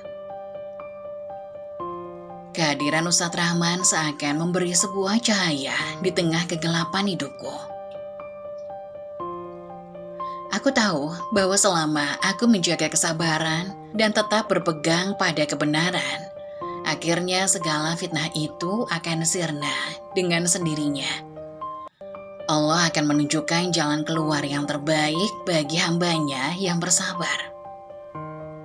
Dan yang terpenting, aku tidak sendirian, meskipun kedatangan Ustadz Rahman memberikan aku kekuatan baru. Kenyataannya malah semakin memperburuk pandangan orang-orang di desa. Gosip tentang aku terus berkembang, dan kali ini mereka tidak hanya menyebar tentang kedekatanku dengan lelaki, tapi juga dengan Ustadz Rahman. Di pasar, aku mendengar beberapa ibu-ibu berbicara dengan suara pelan, namun jelas terdengar olehku. Lihat, Ani itu kan janda, sekarang dia dekat dengan Ustadz. Siapa tahu dia sedang berusaha untuk mendapatkan perhatian. Salah satu dari mereka tertawa sinis, sementara yang lain menyambutnya dengan anggukan. Aku berusaha untuk tetap tenang, meski hatiku seolah ditusuk oleh setiap kata yang keluar dari mulut mereka. Tidak hanya itu, ada yang mengatakan, dia sudah tidak punya harga diri, mencari-cari kedekatan dengan orang yang punya pengaruh. Ustadz Rahman pun jadi sasaran dia. Lihat saja, dia pasti sedang berusaha untuk memanfaatkan semua itu. Gosip itu menyebar begitu cepat, lebih cepat daripada api yang membakar daun kering. Aku semakin merasa terasingkan di desaku. Walaupun aku tidak ingin mendengarkan, setiap kali aku keluar rumah, suara-suara itu selalu menghampiriku. Bahkan di pasar, ketika aku sedang membeli bahan makanan untuk Fikri, ketika aku sedang membeli bahan makanan untuk Arif, ada beberapa orang yang mendekatiku dan menghindar dengan jelas. Mereka tidak berbicara padaku, tapi hanya saling bisik dan mengarahkan pandangan sinis. Suatu pagi, saat aku sedang duduk di depan rumah sambil menyusun sayuran yang baru kubeli untuk dijual, ibu-ibu dari kelompok pengajian datang dengan langkah berat, seolah sengaja memperlihatkan pandangan mereka yang tidak ramah. Mereka melewati aku tanpa memberi salam. Salah satu dari mereka, Bu Meli, yang dikenal suka berbisik dengan suara pelan. Lihat saja siapa yang mau membantu orang seperti dia. Dia mencari perhatian orang baik-baik saja tidak cukup. Aku merasa seperti terperangkap dalam dunia yang penuh dengan tuduhan yang tidak adil. Setiap hari menjadi lebih sulit untuk bertahan. Bahkan ketika aku berjalan ke pasar untuk membeli bahan makanan, aku merasakan pandangan penuh curiga dari orang-orang. Mereka menganggap aku seorang wanita yang hanya mencari keuntungan dari status suamiku yang telah tiada, dan kini mencari cara untuk menarik perhatian pria baik-baik seperti Ustadz Rahman. Suatu malam, ketika aku dan Fikri duduk makan malam bersama di meja kecil, ia bertanya, "Ibu, kenapa mereka selalu membicarakan ibu begitu? Kenapa mereka tidak mau bermain dengan ibu?" Hatiku terasa teriris saat mendengar pertanyaan itu. Betapa perihnya melihat anakku yang tidak mengerti mengapa dia dan aku dijauhi oleh banyak orang. Aku menatap matanya yang penuh kebingungan dan menjawab dengan suara lembut. "Arif, kadang-kadang orang berkata hal-hal yang tidak baik tentang orang lain, tapi kita tidak bisa mengubah pandangan mereka. Yang bisa kita lakukan adalah tetap menjadi orang yang baik dan melakukan yang terbaik untuk diri kita sendiri. Kamu harus kuat ya sayang." Fikri mengangguk, meski masih ada kesedihan di matanya. Aku tahu, meskipun dia berusaha memahami, perasaan itu tetap membebani pikirannya. Di saat seperti ini, aku merasa sangat terbebani oleh anggapan orang-orang di sekitar kami. Merasa seperti dunia ini tidak memberikan tempat bagi kami untuk hidup dengan damai. Satu persatu tetangga yang dulu pernah dekat mulai menjauh. Mereka menghindar dari kami, dan aku mulai merasa kesepian lebih dari sebelumnya. Tidak hanya aku yang merasakannya. Arif juga mulai merasakan perbedaan perlakuan dari teman-temannya di sekolah. Beberapa kali ia pulang dengan cerita bahwa temannya menjauhinya hanya karena mereka mendengar gosip tentang ibunya. Hatiku semakin hancur mendengar itu. Namun meski banyak yang berusaha menjatuhkan, aku tidak bisa membiarkan mereka menghancurkan semangatku. Aku tahu bahwa segala fitnah dan kebohongan yang mereka sebarkan tidak akan bertahan selamanya. Ada sesuatu yang lebih kuat dalam hidupku, yaitu keyakinan bahwa kebenaran akan selalu terungkap pada waktunya. Aku harus lebih kuat. Aku harus melindungi Arif dan diriku dari segala kejahatan yang disebarkan oleh mereka. Aku memutuskan untuk tetap berdiri tegak meskipun semua orang di sekitar kami mencoba untuk membuat kami merasa tak berarti. Di tengah kesulitan itu, aku berdoa lebih banyak. Aku berharap agar Tuhan memberiku ketenangan hati dan kekuatan untuk menghadapi setiap hinaan yang datang. Aku tahu bahwa dengan keteguhan hati dan kesabaran, kami bisa bertahan dan menghadapinya. Beberapa minggu setelah gosip dan fitnah semakin meresahkan hidupku, aku mulai merasa lelah. Setiap hari terasa begitu berat dengan pandangan sinis dan bisikan-bisikan yang terus menghantui. Namun meskipun cobaan datang silih berganti, aku mencoba bertahan demi Arif dan kehidupanku yang telah lama aku bangun dengan susah payah. Aku berdoa dalam kesendirian. Aku berharap suatu saat semuanya akan kembali normal. Pada suatu pagi yang cerah, saat aku tengah sibuk merapikan rumah dan mempersiapkan makan siang, tiba-tiba pintu rumah diketuk dengan perlahan. Aku membuka pintu dan terkejut melihat Ustadz Rahman berdiri di depan dengan wajah penuh senyuman. Di sampingnya ada seorang wanita yang aku kenal, istri dari Ustadz Rahman, serta dua anak mereka. "Assalamualaikum Bu Ani," sapa Ustadz Rahman dengan lembut.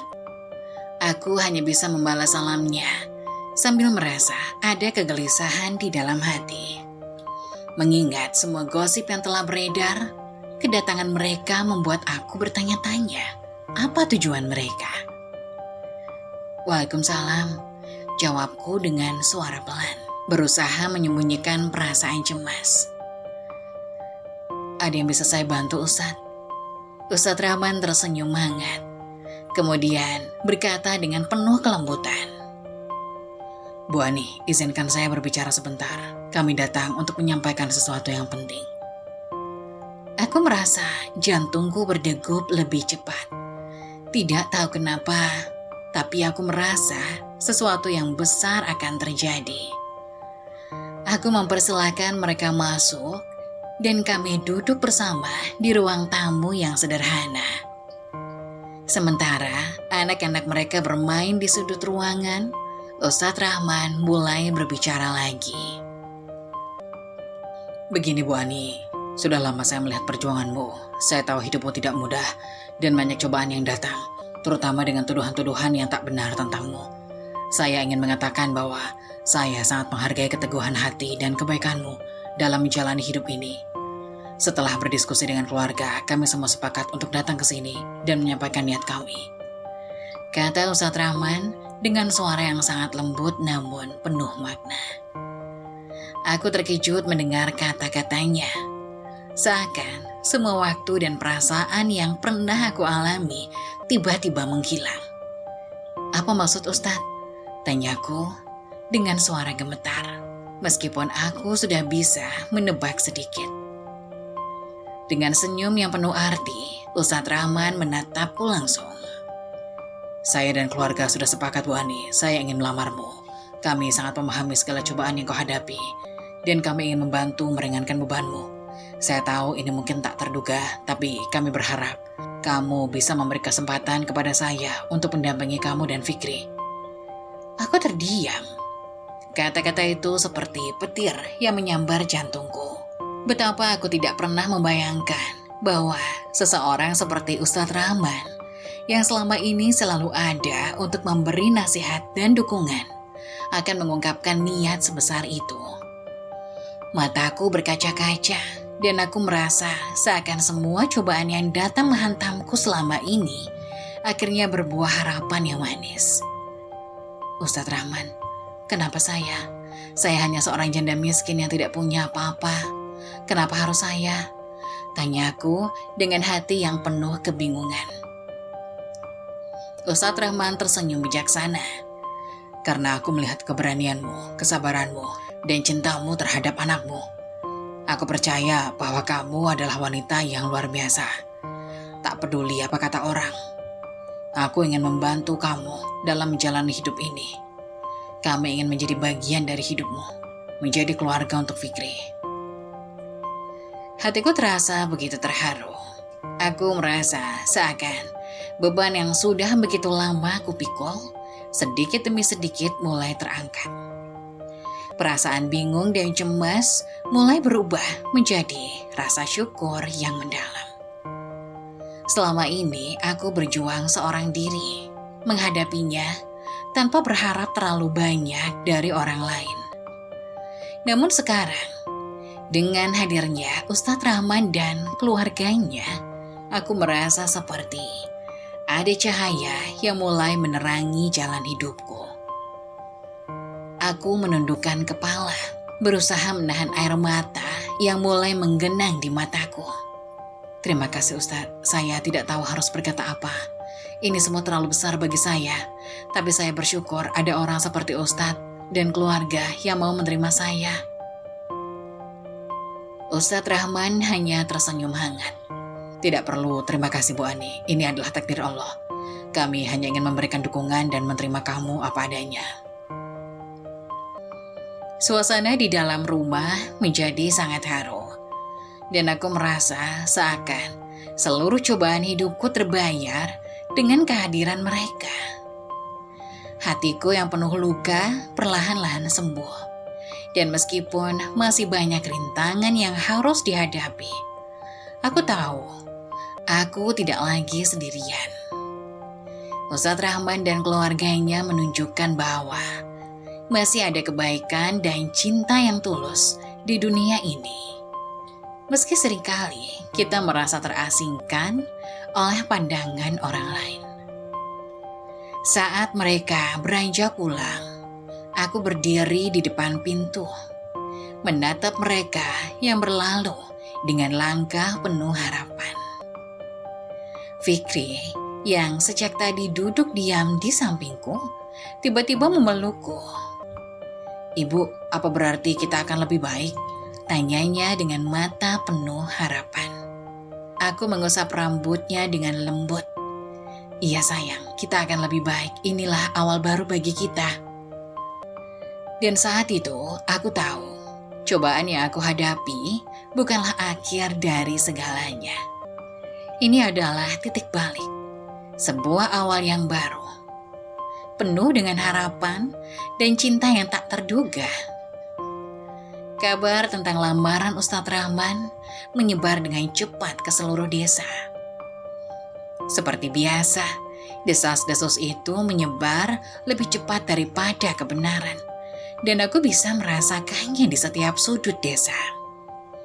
Tatapan orang-orang di pasar, di warung kopi, bahkan saat aku melangkah keluar dari rumah, semuanya berubah. Mereka yang selama ini menfitnah dan menghinaku kini terlihat canggung, seolah-olah tak tahu bagaimana harus bertindak. Beberapa hari setelah itu, aku mendengar percakapan dua wanita di pasar. Mereka berdiri di dekat warung sayur, berbicara dengan suara pelan, namun masih bisa terdengar jelas. Jadi ternyata Ustadz Rahman lamar Ania. Suara Bu Rini terdengar penuh keheranan. Padahal dulu dia selalu diolok-olok, siapa yang nyangka? Suaranya dipenuhi rasa terkejut dan sedikit penasaran. Bener sih, aku juga gak habis pikir. Ani yang dulu dianggap gak punya harga diri malah dilamar sama Ustadz Rahman yang dihormati banyak orang. Jawab Bu Tuti dengan nada setengah bingung. Apa benar dia gak ada maksud lain? Apa gak terlalu cepat? Kan orang-orang sudah banyak ngomongin dia. Mendengar percakapan itu, dadaku rasanya sesak. Aku ingin mengabaikan kata-kata mereka. Tapi tetap saja, mereka tak henti-hentinya memperbincangkan hidupku di belakang. Aku melanjutkan langkahku, berusaha mengabaikan bisikan-bisikan itu, meskipun hati ini tak bisa berbohong. Ada rasa perih yang masih menggerogoti. Pada pagi yang lain, saat aku sedang berbelanja di pasar, aku bertemu dengan Bu Sumi, tetangga yang selama ini sering menghina dan menfitnahku. Wajahnya tampak canggung saat melihatku. Tiba-tiba, dia yang biasanya selalu memandangku dengan tatapan sinis, kini terlihat tidak tahu harus berkata apa. Namun seiring waktu, bibirnya yang biasanya penuh dengan kata-kata tajam mulai terkatup rapat. Seakan-akan ada rasa malu yang menghinggapi dirinya. Bu Ani, selamat ya, ujar Bu Sumi dengan suara yang dipaksakan. Berusaha terdengar ramah, meski jelas ada keraguan yang tertera di wajahnya. Saya dengar Ustadz Rahman melamar ibu, semoga ibu bahagia. Aku hanya tersenyum tipis, mencoba mengendalikan perasaanku. Terima kasih Bu Sumi, saya juga berharap semuanya akan baik-baik saja. Namun, tatapan Bu Sumi yang sebelumnya penuh dengan kebencian, kini berubah menjadi canggung dan tak pasti. Aku bisa melihat betapa sulitnya bagi mereka untuk menerima kenyataan ini. Mereka yang dulu berusaha menjatuhkan, kini harus menerima bahwa hidupku jauh berubah. Kehormatan yang mereka pikir hilang dariku ternyata datang kembali dengan cara yang tak terduga. Di hari yang sama, saat aku kembali ke rumah, aku melihat beberapa ibu-ibu desa berkumpul di depan rumahku. Mereka berdiri di dekat pagar, berbicara dengan suara pelan, mencoba tidak terlihat seperti mereka sedang memperhatikanku. Namun aku bisa merasakan mereka tengah menunggu reaksi dariku. Tiba-tiba Bu Tuti menghampiriku dengan senyuman lebar yang terlihat agak dipaksakan. Ani, aku dengar kabar bahagia ya. Ustadz Rahman melamar kamu, benar itu? Aku tersenyum, namun kali ini lebih tulus. Iya Bu Tuti, alhamdulillah kami berdua sudah saling sepakat. Mereka semua saling pandang dengan wajah rasa ingin tahu. Seolah-olah mereka baru menyadari bahwa mereka telah salah menilai hidupku selama ini. Ada secercah penyesalan yang jelas terlihat di mata mereka. Namun meskipun mereka berusaha berbicara dengan lebih lembut, aku tahu betul bahwa kedatangan Ustadz Rahman ke dalam hidupku tak hanya menyembuhkan luka hatiku, tetapi juga mengubah pandangan mereka terhadapku. Di antara mereka, ada juga Bu Sari yang selalu memperhatikanku dengan tatapan sinis. Kali ini, dia menghindari pandanganku. Matanya beralih ke arah lain, seakan merasa malu untuk menghadapiku. Sejak lamaran itu tersebar, seolah-olah seluruh desa tersadar bahwa mereka seakan-akan telah salah menilai aku. Semua kata-kata hinaan yang selama ini mereka lontarkan kepadaku perlahan-lahan hilang, digantikan dengan tatapan penuh pertanyaan dan rasa ingin tahu. Aku tahu bahwa hidupku telah berubah. Ini bukan tentang lamaran, bukan hanya tentang perasaan yang akhirnya bisa kuungkapkan, tetapi juga tentang pengakuan akan kesulitan yang aku hadapi selama ini. Meskipun banyak dari mereka yang berusaha berpura-pura tidak peduli, aku tahu mereka semua menyaksikan perubahanku. Kehidupanku yang dulu dipenuhi oleh ejekan dan hinaan, kini menjadi pusat perhatian. Dan aku merasa ada keadilan yang datang setelah bertahun-tahun menjalani hidup penuh cobaan. Beberapa hari setelahnya, aku pergi ke pasar untuk membeli beberapa bahan makanan. Saat aku sedang memilih buah, tiba-tiba seorang menepuk bahuku. Aku menoleh dan melihat Bu Rini tampak ragu-ragu. Ani, kata Bu Rini pelan. Saya mau minta maaf kalau selama ini saya salah menilai. Dulu saya pikir kamu gak akan bisa keluar dari situasi sulitmu. Tapi sekarang saya kagum dengan kekuatanmu. Saya mendoakan semoga kalian bahagia. Aku mengangguk dengan senyuman penuh arti. Terima kasih Bu Rini. Semua yang terjadi adalah bagian dari takdir. Saya percaya bahwa segala cobaan akan ada hikmahnya. Mendengar kata-kata itu, Bu Rini terdiam sejenak. Dia seakan merenungkan tentang apa yang baru saja dia dengar. Ada rasa penyesalan yang kuat di wajahnya, seperti dia baru saja menyadari bahwa ia telah salah. Namun, aku tidak ingin terlalu menuntut, karena aku tahu, pada akhirnya, hati manusia akan terbuka seiring waktu, dan aku hanya berharap mereka yang selama ini merendahkan bisa belajar untuk menerima dan tidak lagi menilai orang lain hanya dari apa yang tampak dari luar. Aku melangkah kembali, meninggalkan pasar dengan perasaan campur aduk.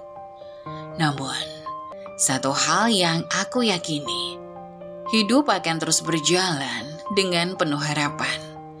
Meskipun masa lalu mencoba untuk menghantui, kini aku tahu bahwa tak ada yang lebih berharga daripada kedamaian hati yang datang setelah melewati cobaan yang berat. Hari itu akhirnya tiba, hari yang telah lama aku nantikan. Tapi juga penuh dengan perasaan campur aduk. Pernikahanku dengan Ustadz Rahman yang dulu terasa seperti impian yang jauh, kini menjadi kenyataan. Pagi itu udara di desa terasa segar, meskipun di hatiku ada kegelisahan yang tak bisa aku sembunyikan sepenuhnya. Aku mengenakan gaun pengantin sederhana, putih dengan sedikit aksen bunga di pinggirannya. Tidak mewah, tapi cukup untuk membuatku merasa istimewa pada hari yang penuh makna ini. Para tetangga mulai berdatangan, satu persatu. Beberapa datang dengan wajah tersenyum lebar, seolah menunjukkan kebahagiaan mereka untukku. Namun, ada juga yang datang dengan senyuman yang tampak terpaksa, seakan-akan mereka hanya datang karena terpaksa, atau mungkin merasa mereka harus ada di sana setelah apa yang mereka lakukan padaku selama ini. Mereka yang dulu menggosipkan tentangku, yang menghina dan menyebarkan fitnah, kini hadir dengan sikap yang canggung dan penuh penyesalan. Aku bisa merasakan tatapan mereka bercampur antara rasa ingin tahu, kebingungan, dan mungkin sedikit penyesalan. Mereka tak tahu apa yang harus dikatakan, tak tahu bagaimana menghadapi kenyataan bahwa aku yang mereka anggap tak layak kini berada di altar, berdiri di samping seorang tokoh agama yang dihormati. Aku bisa melihat beberapa di antara mereka, seperti Bu Rini dan Bu Sumi, yang selalu menjadi sumber gosip dan ejekan, kini memandangku dengan mata yang berbeda. Ada rasa sungkan yang tampak di wajah mereka, mungkin karena mereka sadar betapa mereka telah keliru menilai diriku. Beberapa di antaranya bahkan datang untuk meminta maaf secara langsung. Bu Sumi yang selama ini selalu memperhatikan setiap langkahku dengan tatapan kecurigaan, mendekatiku dengan wajah yang tampak menyesal. Dengan suara yang sedikit gemetar, dia berkata, "Ani, saya minta maaf kalau dulu saya pernah salah menghakimi kamu. Saya menyesal." Aku hanya tersenyum lembut dan memegang tangannya. "Tidak apa-apa, Bu Sumi. Saya sudah memaafkan. Kita semua bisa belajar dari kesalahan." Wajah Bu Sumi terlihat sedikit merah, seakan tidak tahu harus berkata apa lagi. Dia hanya mengangguk dan berbalik mencoba melanjutkan langkahnya. Ada rasa malu yang tampak di wajahnya, dan aku bisa merasakannya tidak hanya karena dia merasa bersalah, tetapi juga karena dia sadar bahwa kebencian dan ejekan yang pernah dia lontarkan tidak akan pernah bisa kembali seperti semula. Tak jauh dari Bu Sumi, Bu Tuti yang juga termasuk sering memperbincangkan kehidupan pribadiku, mendekat dengan senyum lebar. "Ani, saya sangat bahagia untukmu. Aku tak pernah menyangka bisa melihat hari ini," ujarnya. Suaranya terdengar tulus meskipun ada keraguan yang masih tersisa di matanya. "Terima kasih Bu Tuti," jawabku dengan tulus. "Kadang-kadang hidup memang memberi kita pelajaran yang tak terduga ya." Di antara kerumunan, aku juga melihat beberapa ibu lain yang lebih sering menghindariku sebelumnya. Mereka kini datang dengan wajah yang lebih lembut, berusaha mengungkapkan rasa penyesalan mereka dengan berbagai cara. Beberapa memberikan pelukan hangat, sementara yang lain hanya memberikan senyuman penuh arti. Meskipun mereka tak secara langsung meminta maaf, sikap mereka sudah cukup menunjukkan bahwa mereka mulai mengerti betapa sulitnya perjalanan yang telah aku lalui. Namun di tengah semua perhatian itu, aku merasa tenang. Aku tidak marah pada mereka. Aku tahu mereka hanya manusia biasa yang kadang salah menilai orang lain. Mereka yang dulu memandangku sebelah mata, kini bisa melihat apa yang sesungguhnya ada di balik perjuanganku. Aku juga tidak merasa perlu untuk menuntut apapun. Dalam hatiku, aku tahu bahwa ini adalah proses penyembuhan. Bukan hanya untuk diriku, tetapi juga untuk mereka. Mereka yang dulu menghina, kini harus menerima kenyataan bahwa hidupku telah berubah. Acara pernikahan itu berlangsung dengan lancar. Suasana penuh kebahagiaan, meskipun ada sedikit ketegangan di antara para tetangga yang merasa canggung karena harus menghadapi kenyataan ini. Semua orang berkumpul di rumahku yang kini telah sedikit lebih besar dan lebih indah berkat perubahan dalam hidupku. Bahkan beberapa dari mereka yang dulu mengolok-ngolok, kini tampak mengagumi perubahan yang terjadi. Mereka melihat bagaimana aku, yang dulu hanya seorang wanita yang terpojok oleh kehidupan dan masa lalunya, kini berdiri tegak sebagai istri seorang ustadz. Aku tak bisa menyembunyikan kebahagiaan dalam hatiku. Di sisi lain, aku juga merasa terharu dan bersyukur atas segala yang telah terjadi. Setelah berbulan-bulan dilanda fitnah, dihina, dan dijauhi, akhirnya Allah memberi jalan. Ustadz Rahman yang begitu baik dan penuh kasih kini menjadi pendamping hidupku. Bersama dia, aku merasa kehidupan ini kembali memiliki arti. Dan untuk pertama kalinya dalam waktu yang lama, aku bisa merasakan kebahagiaan yang sesungguhnya. Setelah acara selesai, saat kami duduk berdua di teras rumah, aku menatap langit yang mulai gelap. Ustadz Rahman memegang tanganku dengan lembut, memberi kenyamanan yang sangat aku butuhkan. "Ani, ini adalah awal dari perjalanan baru kita. Kita akan bersama menghadapi segala tantangan yang ada. Dan kita akan selalu ingat bahwa segala sesuatu yang kita alami, baik suka maupun duka, adalah bagian dari takdir yang indah." Aku mengangguk, tak mampu mengungkapkan betapa dalam perasaanku. Aku hanya bisa tersenyum dan berdoa dalam hati. Bersyukur karena Allah tidak meninggalkanku. Kami yang dulu dipisahkan oleh hinaan dan ejekan, kini berdiri bersama dalam kebahagiaan yang baru. Hari pernikahanku meskipun diwarnai dengan kebingungan dan penyesalan dari mereka yang dulu menghina, kini menjadi simbol kemenangan atas semua cobaan. Aku merasa bahwa akhirnya aku telah menemukan kedamaian yang selama ini ku cari. Dan yang lebih penting, Aku telah menemukan tempatku yang sebenarnya di dunia ini, di samping orang yang baik dan penuh kasih yang melihatku dengan penuh pengertian dan cinta. Setelah pernikahan, hidup kami berdua berjalan dengan penuh kehangatan. Rasanya dunia yang semula terasa sempit dan penuh rintangan, kini menjadi lapang dan terang. Semua beban yang selama ini menumpuk di pundakku seolah terangkat.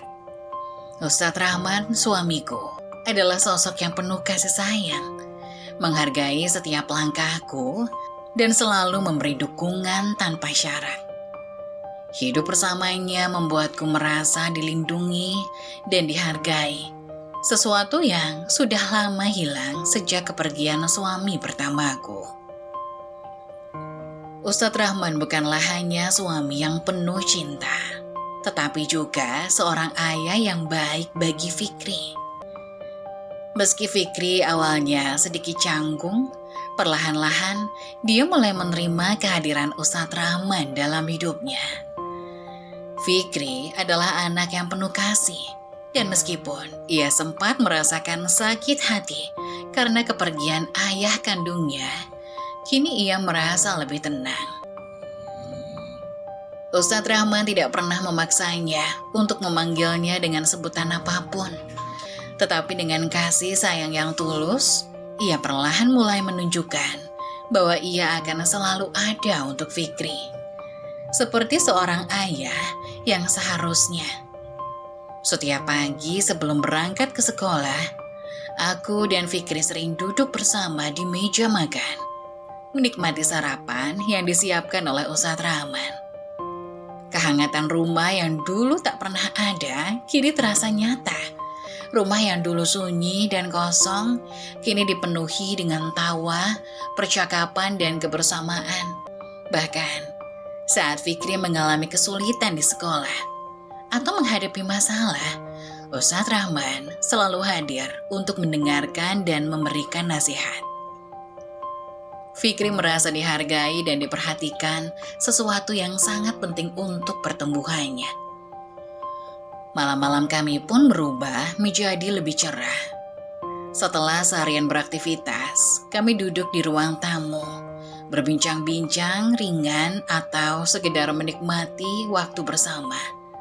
Kadang-kadang, Ustadz Rahman akan bercerita tentang pengalaman-pengalamannya dalam berdakwah, memberikan nasihat yang membuat aku dan Fikri merasa lebih dekat pada Allah.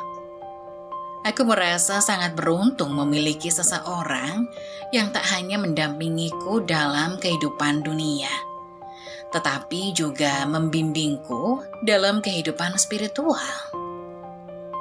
Namun meski kebahagiaan ini terasa sempurna, bayang-bayang masa lalu tidak hanya sepenuhnya hilang begitu saja.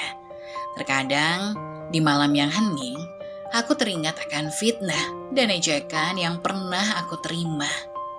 Aku teringat bagaimana dulu aku merasa sendirian dan terasing.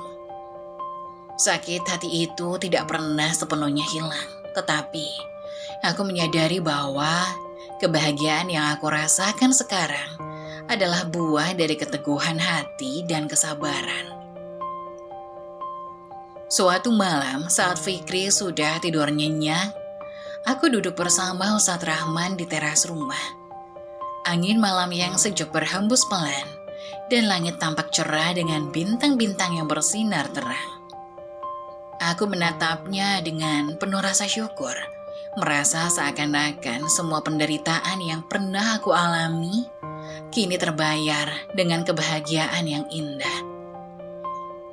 Rahman, aku tak pernah menyangka hidup kita bisa seperti ini, kataku, suara rendah namun penuh rasa terima kasih.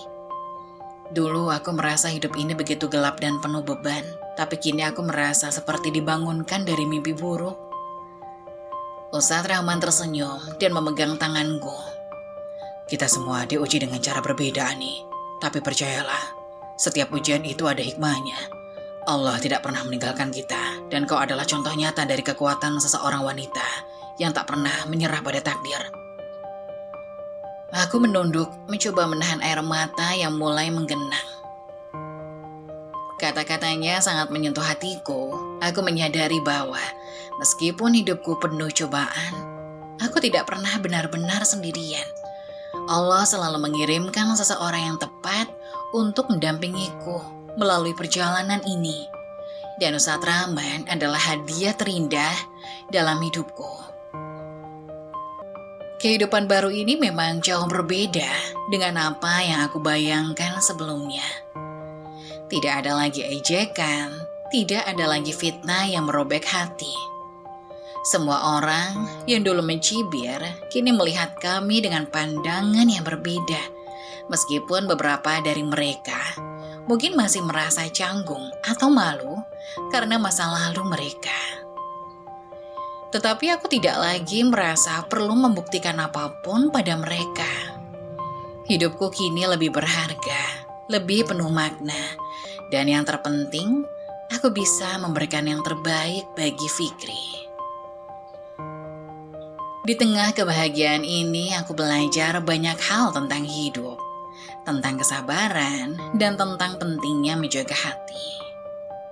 Aku juga belajar untuk memaafkan, bukan hanya orang lain, tetapi juga diriku sendiri. Setiap pagi, aku merasa kuat, lebih dewasa, dan lebih siap menghadapi segala tantangan yang mungkin datang di masa depan. Fikri yang kini semakin dewasa juga mulai menunjukkan perubahan dalam dirinya. Dia menjadi lebih ceria dan penuh percaya diri. Meski masa lalunya tidak mudah, kini ia tumbuh dalam lingkungan yang penuh kasih dan pengertian. Aku tahu bahwa dia akan menjadi pribadi yang kuat dan bijaksana, karena dia telah melihat bagaimana seorang ibu bisa bertahan dan bangkit kembali dari keterpurukan. Kehidupan kami meski sederhana, dipenuhi dengan kebahagiaan yang nyata. Tidak ada lagi keraguan, tidak ada lagi ketakutan akan masa depan. Aku tahu bahwa bersama Ustadz Rahman, kami akan terus berjalan maju, menghadapi apapun yang datang dengan hati yang penuh keyakinan. Allah telah menunjukkan jalan terbaik, dan aku merasa sangat diberkahi dengan segala yang aku miliki sekarang. Masa lalu memang tak bisa diubah, namun masa depan masih terbentang luas di hadapan kami. Dan yang terpenting, aku telah menemukan kedamaian yang selama ini kucari. Kini aku menjadi saksi hidup bagaimana kesabaran dan doa mampu mengalahkan segala fitnah yang menimpaku. Waktu memang telah berlalu, tetapi kenangan tentang masa-masa sulit itu tetap membekas. Namun kini, semua itu terasa jauh dari jangkauan, seolah-olah berada di belakangku, dan aku terus melangkah menuju masa depan yang lebih cerah. Para tetangga yang dulu menfitnahku, yang sering mencibir di belakang punggungku, kini mulai merasakan penyesalan. Mereka yang dulu menilai rendah dan memperlakukanku dengan pandangan sinis, kini hanya bisa menunduk malu. Beberapa dari mereka datang menghampiriku dengan tatapan penuh penyesalan. "Bu Ani, kami semua salah," ujar Bu Sumi, yang dulu selalu menjadi garda terdepan dalam menyebarkan gosip. Suaranya gemetar, tampak ada penyesalan yang dalam. "Kami telah mengucapkan hal yang tidak seharusnya, kami minta maaf." Aku hanya tersenyum, meskipun dalam hati rasa sakit itu masih ada. "Semua sudah berlalu, Bu Sumi. Yang penting sekarang adalah kita bisa saling memaafkan dan belajar dari apa yang terjadi," jawabku dengan lembut. Memaafkan bukanlah hal yang mudah, tetapi aku sadar bahwa hatiku kini lebih lapang. Ketika melihat mereka datang untuk meminta maaf, aku tahu bahwa Allah telah mengajarkan aku untuk lebih sabar dan ikhlas. Fitnah yang dulu menyakitkan, kini telah menjadi pelajaran berharga. Aku tidak pernah membenci mereka, karena aku tahu bahwa dalam setiap kesulitan, ada pembelajaran yang tak ternilai harganya. Kisah hidupku yang penuh liku-liku ini kini menjadi cerita yang sering dibicarakan di desa. Orang-orang mulai menyadari bahwa tidak ada yang lebih kuat dari kebenaran. Fitnah meskipun bisa menghancurkan sesaat, tidak akan pernah mampu mengalahkan kebenaran yang hakiki. Aku melihat Fikri, anakku, tumbuh menjadi sosok yang penuh percaya diri dan penuh semangat. Kini dia tidak lagi merasa malu atau takut dengan apa yang orang katakan. Dia telah belajar untuk lebih mengutamakan nilai-nilai kebaikan dan kejujuran. Sebagai ibunya, aku merasa bangga melihatnya begitu dewasa. Mengerti bahwa hidup tidak selalu tentang apa yang dikatakan orang, tetapi tentang bagaimana kita menghadapi tantangan dan tetap berdiri teguh dengan keyakinan kita. Pernikahanku dengan Ustadz Rahman membawa angin segar dalam hidupku. Kehidupan kami kini dipenuhi kedamaian, kebahagiaan, dan rasa syukur yang mendalam. Ustadz Rahman yang selalu ada untukku dan Fikri membuat kami merasa lengkap. Ia tidak hanya menjadi suami yang baik, tetapi juga ayah yang penuh kasih sayang untuk Fikri. Kami hidup dalam suasana yang penuh cinta dan pengertian, jauh dari kebencian dan perasaan terasing. Kehidupan kami di desa yang dulunya terasa sepi dan penuh hinaan, kini menjadi lebih bermakna. Masyarakat mulai melihat kami dengan cara yang berbeda. Beberapa dari mereka bahkan merasa malu atas sikap mereka yang dulu. Karena kini mereka menyadari bahwa apa yang mereka lakukan hanyalah menciptakan luka yang tak perlu. Mereka kini mengakui bahwa kesabaran dan ketulusan akan selalu mengalahkan keburukan yang tersebar oleh mulut-mulut yang tidak bertanggung jawab. Aku tidak menyalahkan mereka, karena aku tahu bahwa setiap orang punya perjalanan dan prosesnya sendiri dalam memahami hidup. Namun kisahku menjadi pelajaran yang tak ternilai harganya. Aku belajar bahwa hidup tidak selalu berjalan mulus, tetapi dengan doa, kesabaran, dan keyakinan, kita bisa melewati setiap cobaan yang datang. Tidak ada yang lebih kuat daripada hati yang tulus, dan tidak ada yang lebih menenangkan selain kepercayaan bahwa Allah selalu ada, menjaga dan membimbing kita. Di tengah segala kebahagiaan yang kini kami nikmati, aku ingat betapa pentingnya aku bersyukur untuk setiap langkah yang aku ambil. Aku tidak pernah menyangka bahwa jalan yang begitu penuh cobaan ini akan membawa aku pada kedamaian yang begitu dalam. Hidup yang pernah dipenuhi dengan fitnah, kini menjadi hidup yang penuh dengan berkat. Hari-hari kami dipenuhi dengan kebahagiaan sederhana. Fikri tumbuh sehat dan bahagia. Sementara aku dan Ustadz Rahman menjalani kehidupan yang penuh dengan cinta dan pengertian. Kami berdoa bersama, saling mendukung, dan terus berusaha menjadi pribadi yang lebih baik. Kehidupan ini, meski penuh dengan rintangan, mengajarkanku bahwa kebenaran dan kebaikan selalu memiliki jalan mereka sendiri.